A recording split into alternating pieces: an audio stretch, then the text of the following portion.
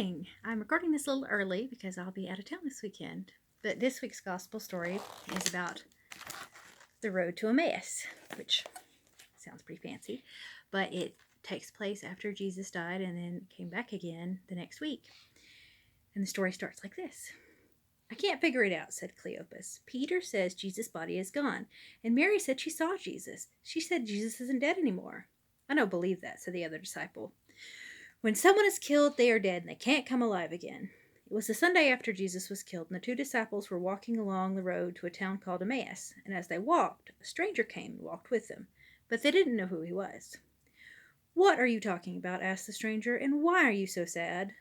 "Where have you been?" said Cleopas. "Are you the only one who doesn't know all of the things that have happened?" "What things?" asked the stranger. "The rulers and the soldiers. They hated Jesus, and he died."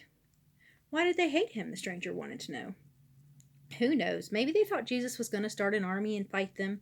Jesus told us that he would die, and then he said he would come alive again in 3 days, which is pretty hard to believe. Anyway, here it is, the 3rd day since he was killed. Mary of Magdala said he's alive, but I don't believe her, and as far as we know, Jesus is dead."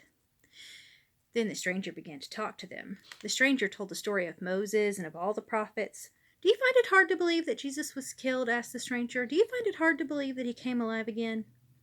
"Yeah, we sure do," she said. The 3 of them reached the town of Emmaus. "Why don't you come in and stay with us?" they said to the stranger. "It's almost dark outside. Besides, you must be hungry." Soon they were ready to have a meal together, and the stranger took a piece of bread, and he broke it. He gave Cleopas and the other disciple pieces of bread, and suddenly Cleopas remembered. He remembered the Last Supper Jesus had with his friends. He remembered how Jesus had broken the bread. "It's you!" he shouted. "It's you!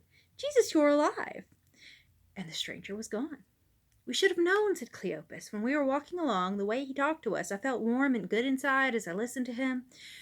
We should have known it was Jesus. We should have believed what Mary told us."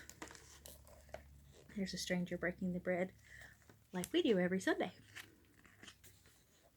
"Let's go and tell the rest of Jesus' friends," said the other disciple. "Let's go to Jerusalem." So off they went, hurrying as fast as they could, and they found the rest of Jesus' disciples gathered together.